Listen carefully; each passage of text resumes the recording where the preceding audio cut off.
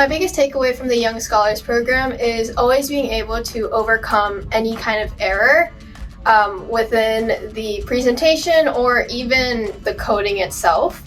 R is not the easiest programming language, but with the help of the interns as well as the teachers and other classmates, we were able to work from there and move forward.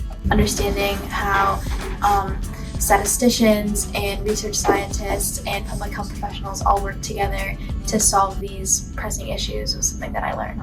So my biggest takeaway from the program is definitely learning more about coding in R and learning more about research methods that can be applicable to the real world.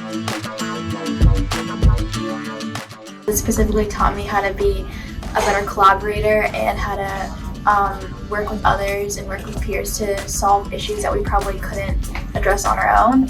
This program had a lot of impact on me, especially when I was able to understand how scientists work together and how important a well-designed study is in order to get results and actually achieve a result that you can apply and end up helping people in the future. It definitely made me more open to suggestions from my peers as well as my instructors, and that allowed me to really reevaluate how good my work is.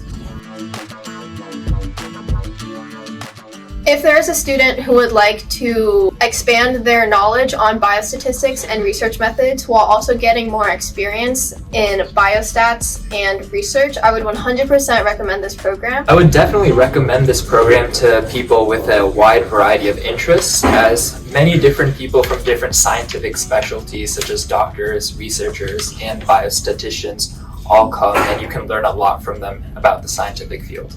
I would definitely recommend it to any students who are interested in the STEM field, more specifically students who are interested in doing research in their future careers.